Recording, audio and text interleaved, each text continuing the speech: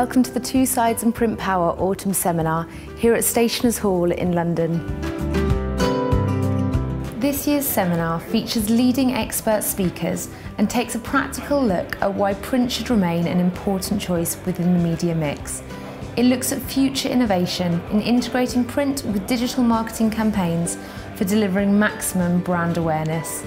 The Two Sides and Print Power Autumn Seminar is all about learning something new, listening to some really inspirational speakers that are going to help people understand the media world in which they live today. Well, what we hope to gain from the Autumn Seminar is that two things. One is actually for us to understand what's happening in the industry and also what are the trends for the future.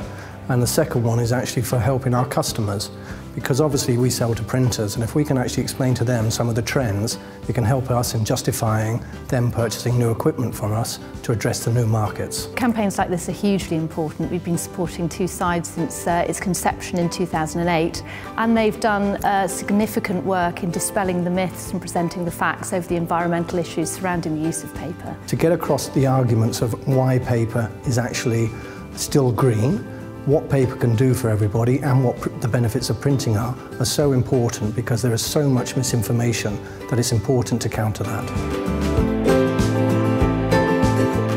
Well, the BPIF supports the Two Sides and Print Power campaign because there's a wealth of information, and members do need that information when they're talking to customers on a daily basis. The information you get from the Two Sides website is that information about recycling print power. Again, it gives the evidence for our members to pass on to the customers about the power of print. We've struggled to get that information from one source in the past. The Two Sides and the Print Power campaign offers that website where you can get that information from.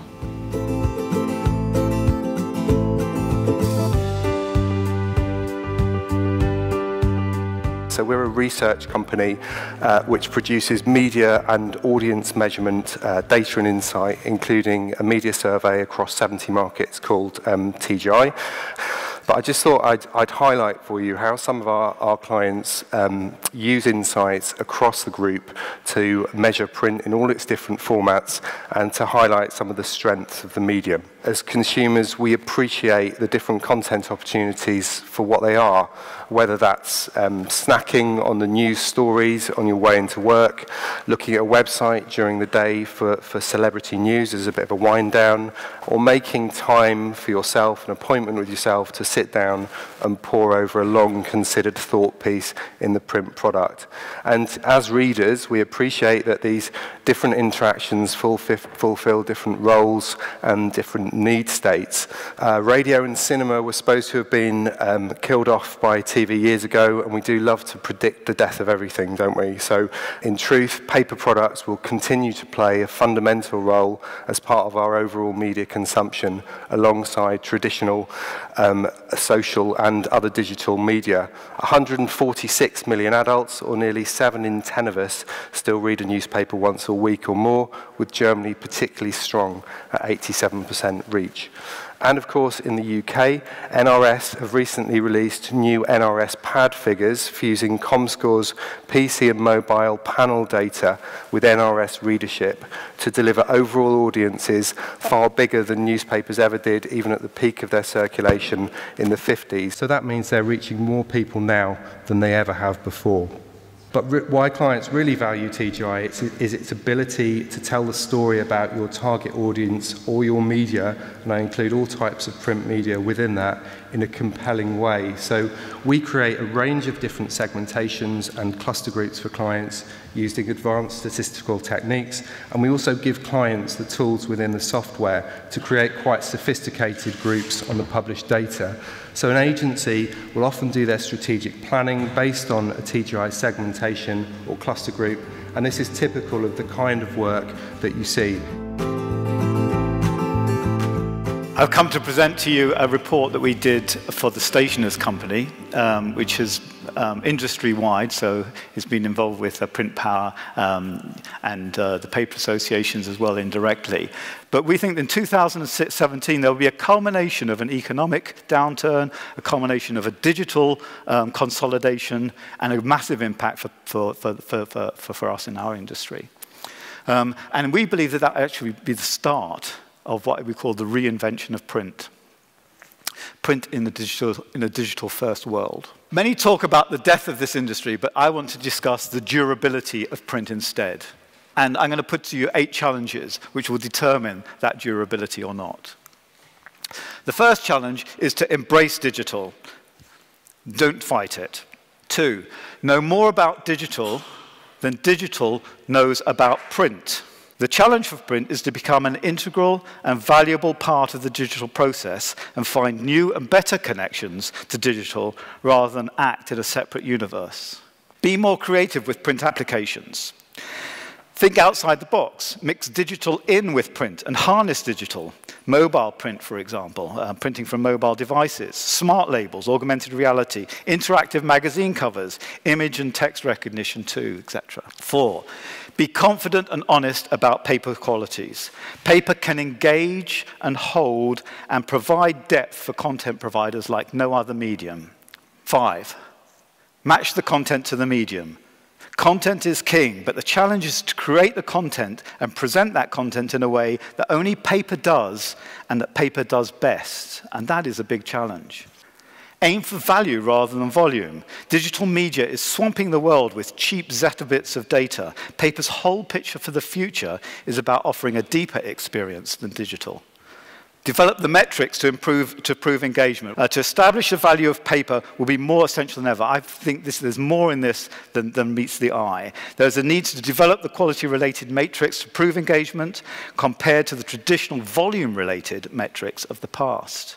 For paper, it's all about engagement and trust. That's what we have. The real power of print is its ability to hold and engage audiences. And the main challenge now is to prove that the value of paper is worthwhile in a cost-cutting world that is increasingly focused on digital media and mobile digital in particular.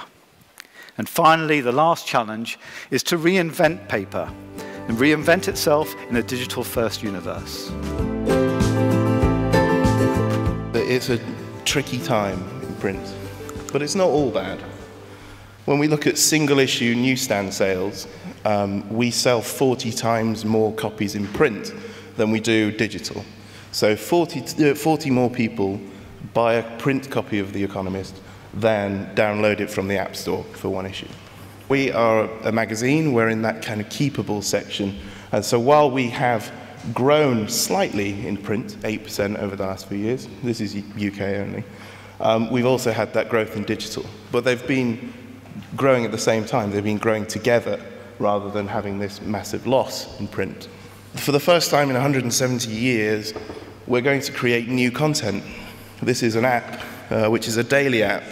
It's going to be a series of 5 or so stories and a couple of charts, and it will refresh every morning. We believe passionately in print, and we aim to create digital vehicles that emulate the print experience. So this is finishable, what we like to call it. It's not like the website where you can keep reading forever, find new constant updates and new stories. This is a closed loop of 5 or so stories. It's finishable. You finish it, you carry on with the rest of your day. And that's because we believe that keepable is important. But a lot of the brain is involved in tactile processing. Touch is important. It's an interesting thing, touch, because it's the most necessary of our senses. It's the thing that grows first, and it never turns off, it never takes a break. When your other senses fail, it's still there. So it's the thing that deep roots our connection to the rest of the world. So it's massively important. And it plays, obviously, to the hands of print. Where The Economist feels print plays best. It creates things which are keepable. So the magazines that we collect become archives, become piles of papers that sit in offices, that sit in people's bedrooms, that sit on desks and on filing cabinets. It becomes timeless, or at least less timeless. It's not about being first to say something or be the first to report something. It's about creating something that is universal, or at least usable for the future, so that it's worth keeping. And it's something that's deeply personal, something that you feel you can touch and play with and hold somewhere or pass on and have someone else experience it. These are the 3 things that we think are really important. And so what we try to do is look at our products, look at our print products, look at our digital products, and try to make sure that they have those 3 values. We know how good print is. But some of these 27-year-old and younger marketeers who have just come from college just don't engage with print. They're digital natives. I believe we are on the cusp of the renaissance of print. I don't believe we'll have to wait till 2017 for that to happen. I think we can do it next year. We can make print relevant again, totally relevant in this digital age. We can make print appeal to all the age groups. We have the QR code here. Most QR codes these days are actually infringing patent. You cannot send a QR code to anything but the final destination anywhere in the world now. A company called Neomedia had their patent reinstated. So please, be very, very careful what you do with QR codes or you may be sued. Then we have augmented reality, which is a wonderful technology. And statistically, if you think AR isn't going to go anywhere, Juniper Research recently came out with a stat that currently the AR market is worth $300 million a year. By 2017, they're projecting it to be $5.2 billion by 2017. It's happening. It's happening before our very eyes, literally. So we really, I believe, as an industry, need to take this stuff extremely seriously. There is another technology called intelligent print recognition, the system and method of embedding and linking user-generated content into printed media via phones, tablets, and wearable devices. And what that means is that any print, be it packaging, billboards, t-shirts, mailers, brochures, absolutely anything, can now be the conduit of things like video user reviews. If you're looking at packaging, you'll be able to hold your phone to it and see what other people thought about that particular product and see multiple responses. Greeting cards, that staple of what we do, 10 billion of them between the UK and the US. You can now record a video into a conventionally printed greeting card you bought in the garage and hand it over to somebody and they can see the video that you made. The humble business card could now contain a little video about you, the person. And not only you, the person, but a video targeted at the individual recipient through the use of codes. I don't think we have to hide behind this digital thing. I think we should embrace it. We should be able to put print back at the top table. Why not? Because every single incidence of print can now be completely and utterly digital in the mobile world.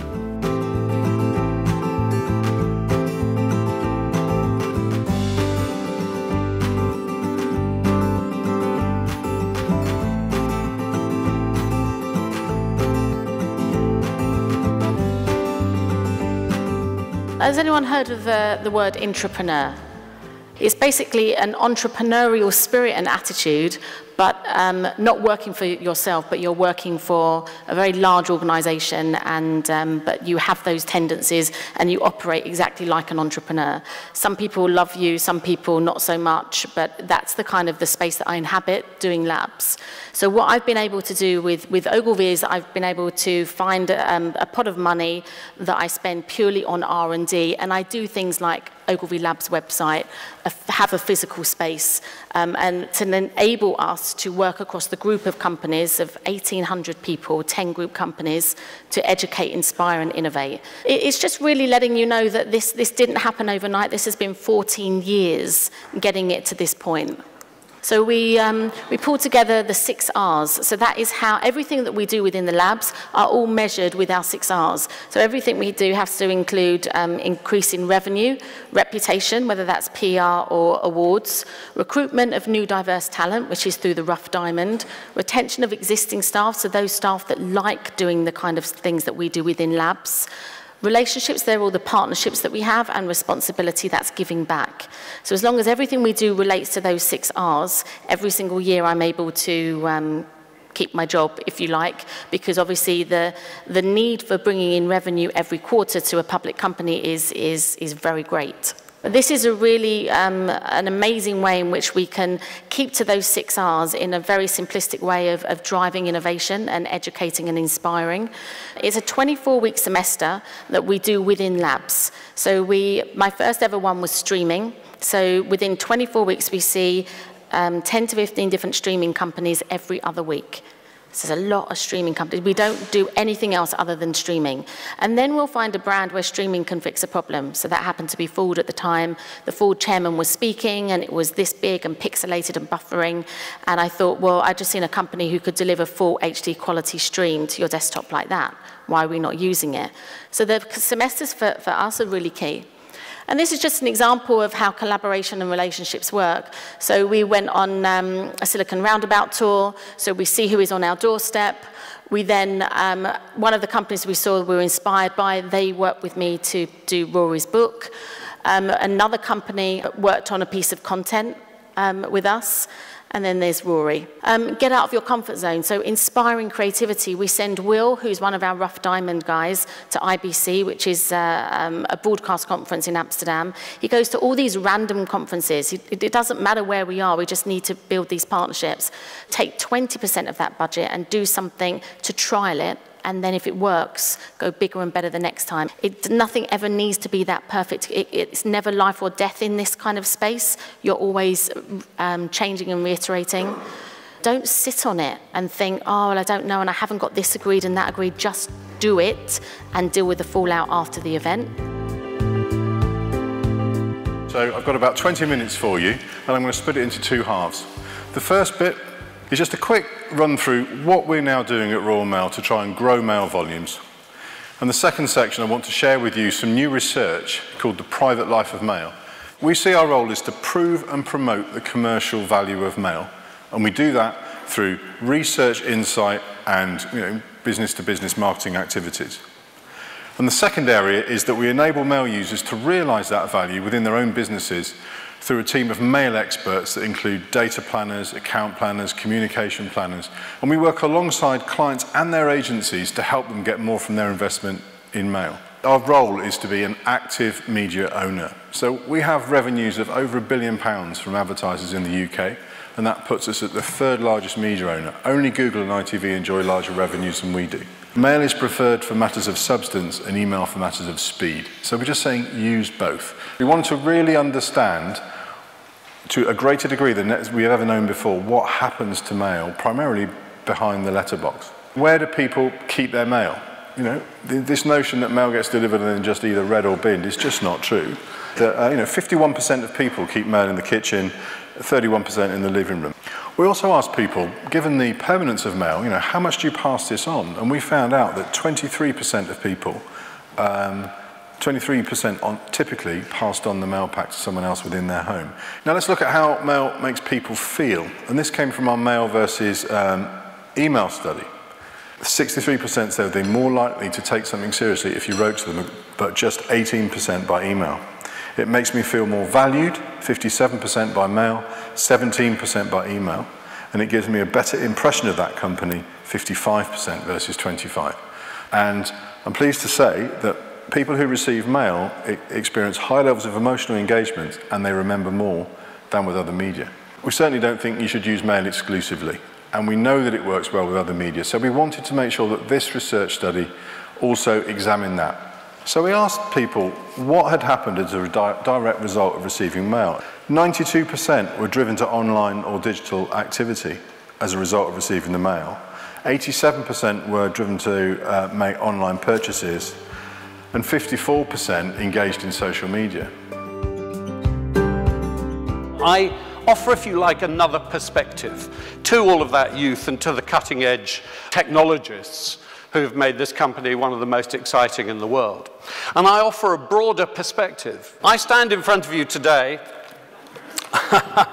not just as a Googler, but also as a publisher. It is interesting because we've sort of been here before.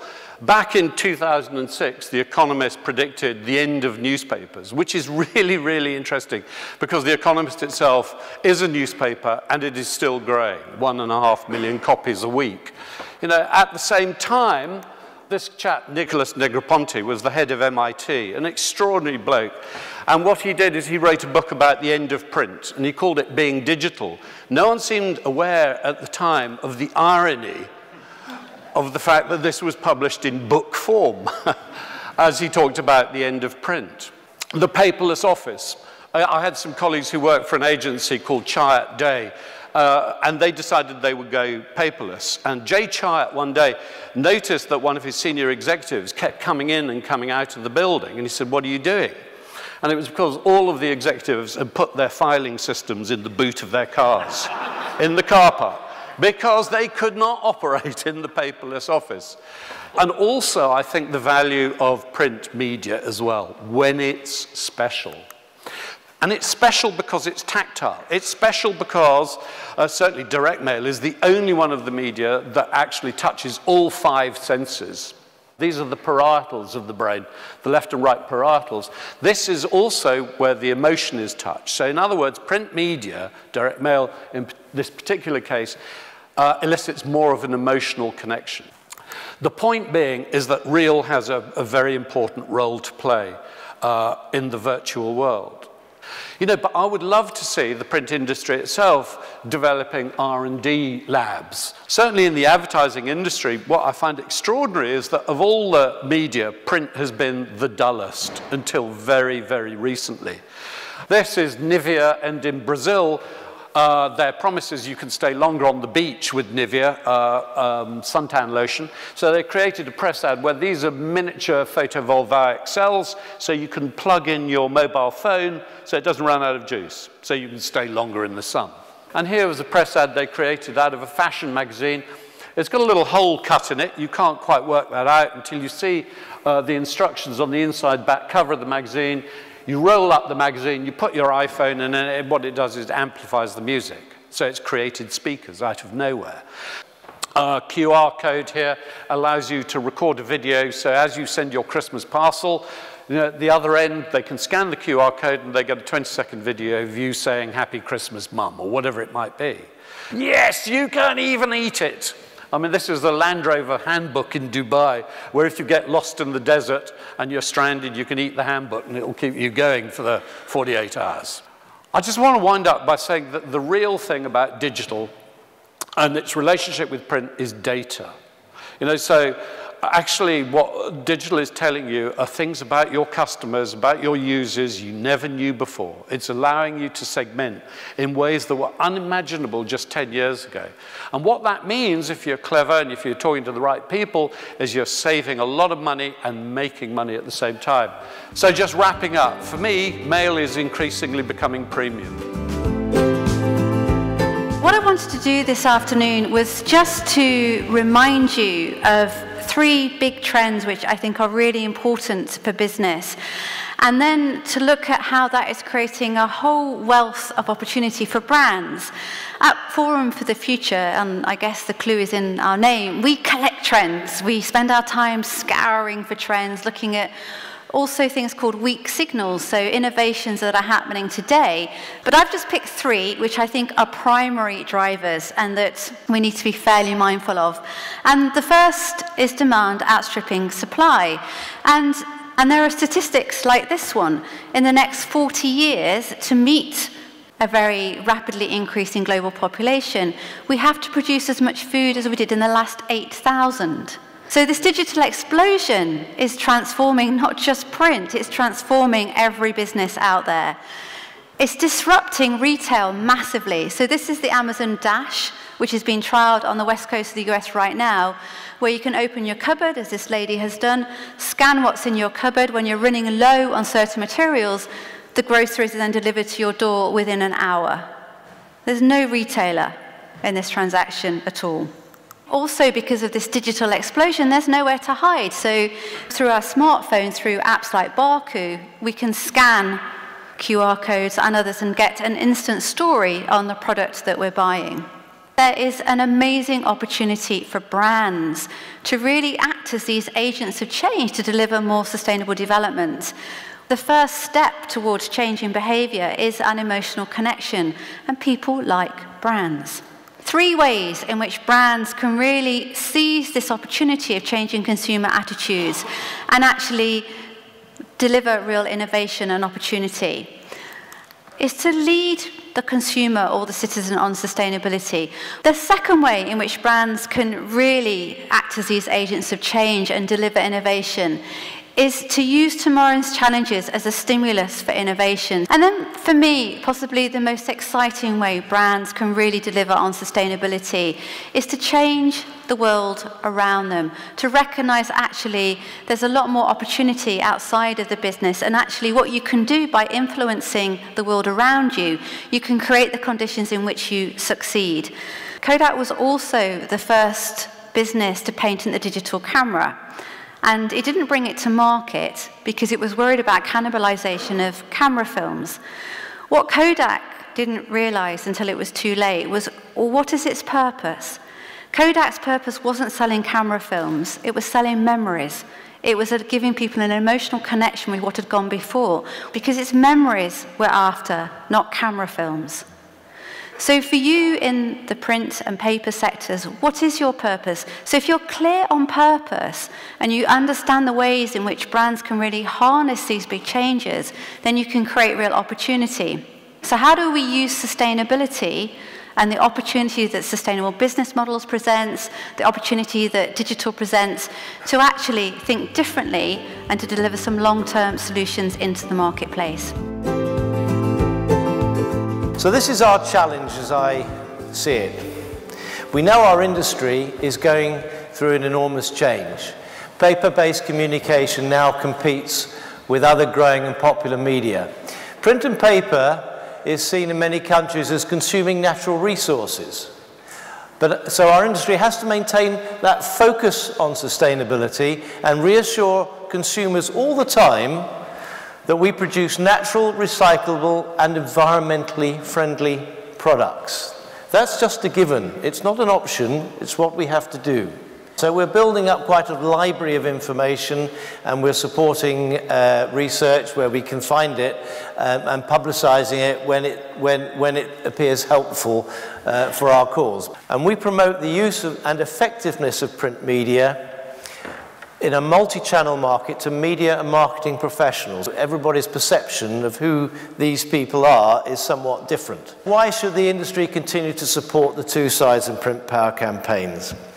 The two reasons. The Two Sides campaign's messages are extremely powerful, and we just have to keep delivering them, that our industry is based on natural resources and is an environmentally sound way of communicating. The second part is that actually print power, we hope, can actually affect the demand for print, ensuring that a new generation of media professionals are persuaded that print will increase the effectiveness of their clients' campaigns. And in a crowded market, we've got to make sure that print stands out. So we've grown used to hearing of the end of traditional bookselling, the extinction of physical newspapers and magazines, the irrelevance of local libraries, and even the death of cash. But if paper were to disappear, I think we would be losing something of tremendous importance. Paper, certainly to my mind, is one of the most significant inventions of all time. It is certainly the most successful communication platform of the last few thousand years and has had an incredible impact on human civilization.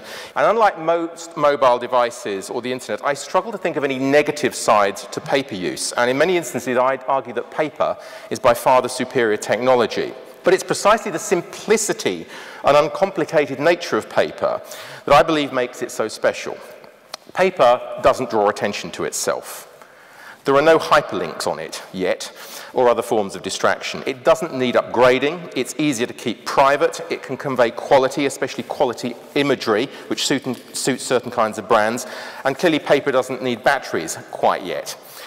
Paper is also, don't forget, an immensely stable format. You can still read a book printed 500 years ago because the hardware hasn't changed. The other thing is paper is tactile and sensory, and this has been touched on as well earlier on. It's very pleasing to the eye, but it's also very pleasing to the hands and even the nose. If you look at sales of fountain pens and quality writing paper, these are doing extremely well, which sounds counterintuitive. I think this is paper as craft, but it's also paper as an antidote to a rather frantic future. Another thing I think we must remember is that once you connect a book, a newspaper or a magazine to the internet, it can read you as well as you it. Now this could be a very good thing. Publishers will have a much better idea of when their books are read. could be incredibly useful in schools. Teachers would have a fairly good idea of who's struggling in class. You could instantly download a student's entire reading history, a bit like using the telemetry on a Formula One car, and you could actually spot where some of the problems are. But given our culture of immediacy and short-term returns, I do wonder whether anything difficult or anyone that's a bit slow will be given much of a chance. One of the questions I asked people whilst researching the book was where they did their best thinking. And I spoke to roughly 1,000 people of all ages, genders, professions, geographies, and not a single person mentioned digital technology. In fact, it was the absence of digital devices that really stood out for me. The response rate, as I said on the emails, was absolutely pathetic. I tried some cold phone calls, and these didn't fare any better. People don't take phone calls anymore, apparently, from people they don't know. The response rate of the typed letters was fairly significant. It was 38%. I mean, I was expecting about 5 or something, so 38% to typed letters. But this pales into insignificance compared to the handwritten letters. The response to ink on dead trees was 74%. So what happened there? Well, I think the answer to some extent was a mixture of economics and psychology. You'd be very brave or very foolish indeed to predict with absolute certainty what's going to happen to paper or the paper and print industries. We just don't know. What I think is relatively certain is that the future is very unlikely indeed to be either or. I think the future will be screens and paper. It's all about understanding particular strengths and weaknesses and getting some kind of balance.